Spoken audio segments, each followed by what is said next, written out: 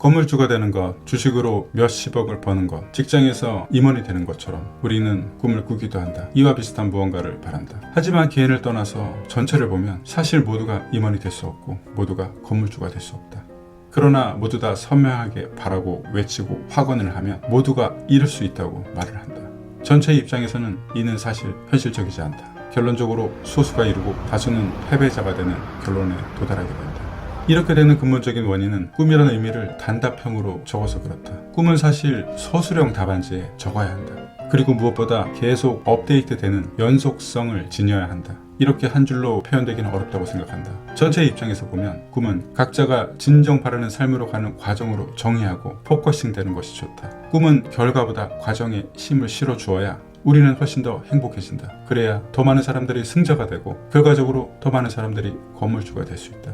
이 채널에서도 지속적으로 말했던 나의 삶의 로드맵도 그래서 종이에 몇 줄의 문장으로 적고 붙여놓지 않는다. 이렇게 책과 같은 노트 형태로 이루어져 있다. 그리고 계속 이어진다. 내가 바라는 삶에 대한 물음표, 이 질문에 대한 답은 자신이 성장하며 성취하며 그리고 결과를 내면서 계속 조금씩 달라지게 된다. 또 시간이 흐르고 세상의 조건이 달라지고 때론 가족과 상의하며 수정되기도 한다. 무엇보다 자신이 더 발전함에 따라 계속 진화하게 된다. 그렇다. 진화한다는 표현이 잘 맞는 표현이다. 작년에도 쓰고 지난달에도 쓰고 오늘도 쓴다. 내가 원하는 삶이란 이 질문을 던져놓고 단지 그날 쓰고 싶은 하나의 조각을 쓰는 것이다. 그래서 구체적 형식도 없다. 연도별 현금 흐름 계획도 이번 연도부터 내년, 후년 그리고 이후까지 이제는 암산으로 쓱쓱 적어나간다. 그건 너무나 자주 해서 이제는 순식간에 업데이트 된다. 또 어느 날은 이 로드맵 노트를 펴고 3년 후의 일상을 쓴다. 그냥 쓰고 싶은 대로 쓴다. 3년 후 어느 하루를 특정해서 새벽 5시부터 하루의 디테일을 쓰고 싶은 형식으로 적어나간다. 마치 현실이 된 듯 그렇게 의식하며 오전에 할 것과 오후에 할 것, 무엇보다 자신은 3년 후에 오늘보다 더욱더 자유로운 조건으로 변해 있을 것이며 그렇게 획득한 자유를 시간대별로 디테일하게 어떻게 사용할 것인지 진지하고 무척 사실적으로 적어나간다. 이러한 사고 과정에서 더욱더 알게 된다. 내가 지금 정작 해야 할 것들이 추가적으로 수집된다. 번뜩이며 인식하게 된다. 내가 원하는 삶을 위해서 당장 오늘 준비해야 될 것, 이 과정에서 찾을 수 있다.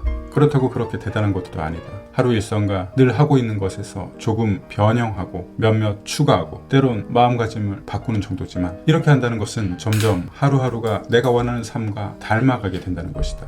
경험하게 된다. 정말 소름 끼치게 비슷하게 닮아가게 된다는 것을 지속하면 지속할수록 알 수 있다. 이런 행위는 미래와 직접적으로 연결하는 이음선과 같다. 그렇게 나의 꿈과 나의 로드맵을 마음 가는 대로 매번 형식이 다르게 서술식으로 작성을 하고 또 현실은 작게나마 미세의 조정을 하게 된다. 힘들게 쓰는 것도 아니고 의도적인 것도 아니며 그날 저녁 그게 왠지 쓰고 싶을 때 쓸 뿐이다. 작은 디테일과 더 쓰고 싶은 부분이 있다면 이것은 아직 채워지지 않은 로드맵의 한 조각임이 분명했다. 그래서 환영하며 그날은 기꺼이 더 적어나간다. 이렇게 적어나가는 노트 한 권이 나의 삶의 로드맵이다. 그리고 이 행위는 끊임없이 계속된다. 난 여전히 그러고 있다. 그냥 그 행위 자체를 즐긴다. 꿈은 그저 과정이다. 이루면 덮고 끝내고 종료되는 것이 아니다.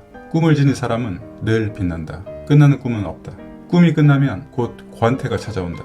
사람은 꿈을 꿔야 하루를 살아갈 수 있다. 주변에 늘 빛나는 사람들을 추적해보면 그들은 늘 꿈이 있다. 그리고 꿈을 적는다. 그 행위를 즐긴다. 우리도 그렇게 서술해보자. 이렇게 정의했다면 앞에서 말했던 건물주처럼 단답형 꿈을 가진 경우와 같이 대부분이 낙오자가 되는 길을 피하게 된다. 소수의 몇 명만 성취해서 승자와 패자가 분명하게 갈리는 기존의 대학 입시처럼 인생을 대입시키지 말자. 꿈이 각자 바라는 삶이라면 꿈은 모두가 이룰 수 있고 모두가 이기는 길을 걸을 수 있다.